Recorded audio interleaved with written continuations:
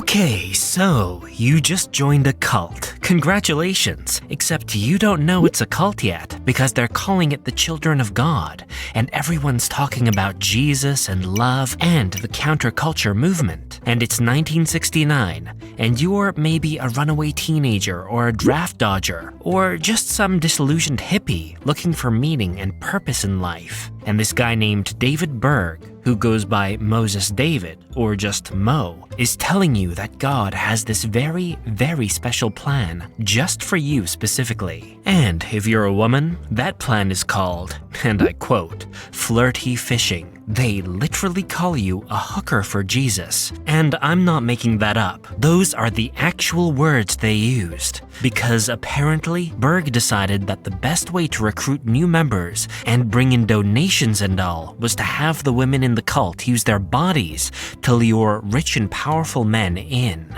So here's what happens. You're told that using your body to attract new members or donors is a way to serve God, and that it's actually a very, very sacred duty. And you're spreading, and I quote, the law of love. And because you're new, and you're vulnerable, and you've already given up your possessions and cut ties with your family because Berg placed this revolutionary emphasis on forsaking all, you don't really have anywhere else to go. So, when they tell you that prostitution is actually a holy sacrament, your brain just accepts it, I guess. Because what's the alternative? Accepting that you threw your life away for nothing? And the guy telling you that you're special and God loves you is lying? Yeah, right, as if. In 1979, Berg reported that these flirty fishers had added 19,000 members to the group's ranks, which is just, wow. Berg's own daughter, Deborah Davis, later described it as a worldwide prostitution network in her autobiography, because once you're far away from the cult to see it clearly, you realize that's exactly what it was. A trafficking operation disguised as missionary work. Because your previous moral identity, everything you believed about consent and your own body and what sex should mean, gets stripped away and replaced with this twisted theology that says you're selfish if you don't share yourself, that you're disobeying God if you say no, that your discomfort is just Satan trying to prevent you from doing holy work. Even celebrities got caught up in this. The American actor who played the Joker, Joaquin Phoenix, and his siblings, including the late River Phoenix, spent their early years in the cult until their mother received information about the flirty fishing policy and was like, fuck this, we're outta here, which honestly is the only correct response. River Phoenix later told Details magazine in 1991 that he was 4 years old when he first had sex while in the group. And if that doesn't make your stomach turn, I literally don't know what will. So, there's this guy named Keith Raniere who in 1998 started a company called NXIVM that sold these executive success programs about human potential and self-improvement stuff, except it was actually a pyramid scheme sex cult. But you don't know that yet because you're a woman in your 20s or 30s and you just paid thousands of dollars to take seminars and you genuinely think you're becoming a better person until you get invited to something called the DOS. It's this secret society within the NXIVM that stands for Dominus Obsequious Sororium, which quite literally means master over slave women, and they tell you it's a woman's empowerment group. Which is a lie, because what actually happens is that you become a slave who has to follow a near-starvation diet of like 500 calories a day, because Raniere, who calls himself Vanguard as if he's some sort of video game character, prefers thin women. Yeah.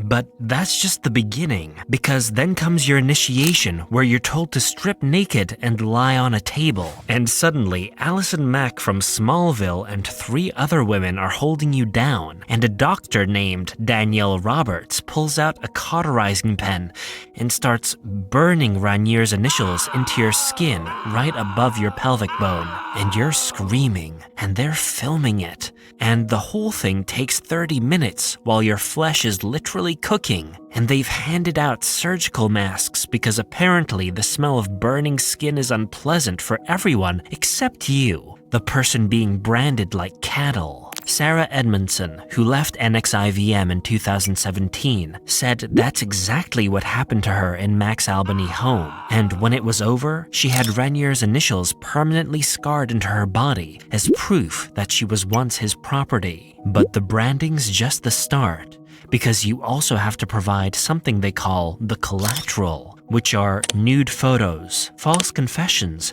damaging secrets, and pretty much anything that would destroy your life if it got out. And they keep it all in a file, ready to release the moment you disobey or try to leave. So, there's this other role in cults that nobody talks about because it's just so fundamentally horrifying that your brain kind of just refuses to process it. It's called the enforcer, or the pimp. And if you think that sounds like some tough guy who just beats people up, you're right. But you're missing the part where you're also trafficking your friends and family. Yeah.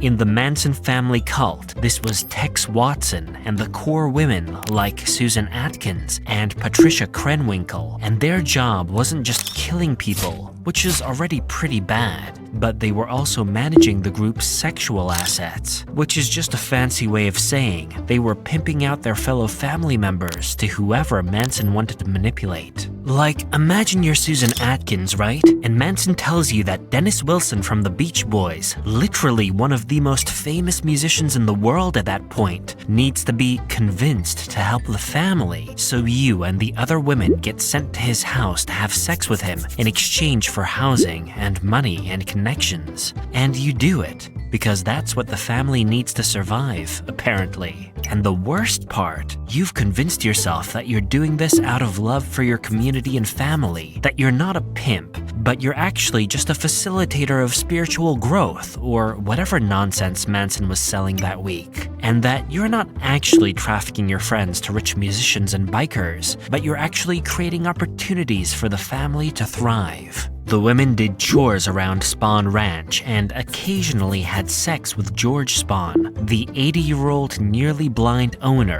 just so the family could live there for free, and Tex and the others made sure it happened. He made sure everyone understood their role, and he made sure the machine kept running.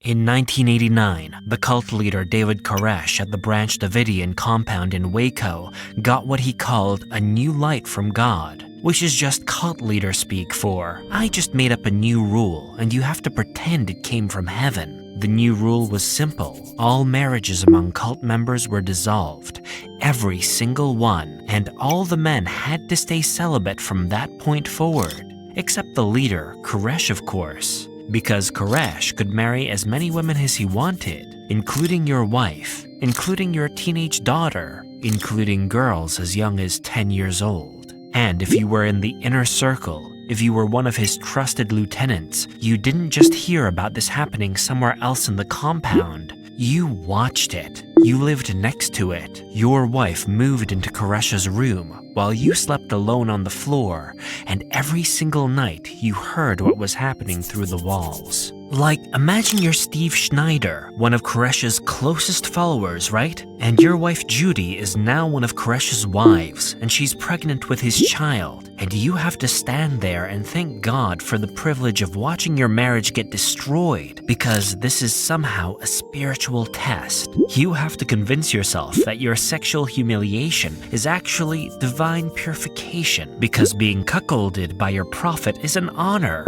that sleeping alone while Koresh impregnates your wife is proof of your faith. And the worst part, you can't leave, because leaving means admitting you wasted years of your life, means admitting your wife was raped, means admitting your children were abused, means admitting you stood there and did nothing while it happened. So you stay. You rationalize. You tell yourself this is what Abraham felt like when God tested him, except God never told Abraham to hand over his wife. At the end, Koresh's cult was exposed, so he did what any logical cult leader would do and set his entire compound on fire, with all his followers still inside. 2 women were pregnant with Koresh's children on the day of the fire. They gave birth during the conflagration while the compound burned around them, and their babies were found incinerated in the rubble afterwards.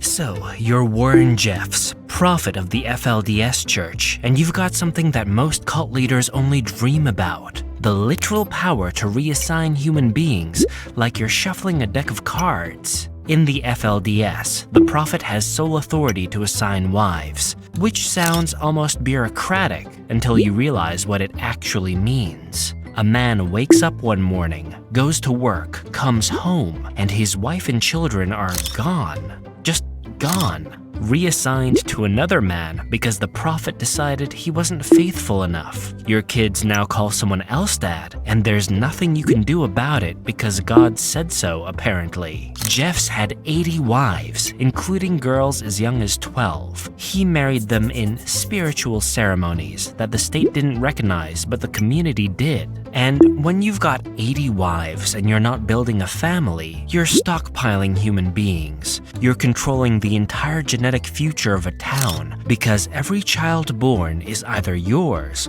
or born to someone you gave permission to reproduce. But also, if you're the prophet and you've got 80 wives, that means 79 men don't have wives. So, what do you do with all these teenage boys who are gonna grow up and want families? You kick them out, of course. The FLDS excommunicated over 400 young men, boys as young as 15, for sins like listening to rock music or talking to girls. But really, it's just math. You need a female majority to sustain polygamy. So the competition has to go. They called them Lost Boys, and they just get driven out to the desert and dumped. No education, no job skills, no family, because they've been raised in a compound that taught them that the outside world was evil, and now they're standing in a 7-Eleven parking lot in St. George, trying to figure out how money works. Jeffs ran this operation from prison. He's serving life plus 20 years for sexually assaulting children, and he's still issuing revelations, still controlling marriages, still deciding who gets to see their kids. In 2011, he held a mass meeting where 2,000 men voted unanimously to uphold his authority. And you know that's not a real vote when the prophet's in prison and everyone's terrified of being reassigned. That's the top of the pyramid. You're not just a leader, you're a monopoly on human connection, and your power rests entirely on making sure no one else gets what you have.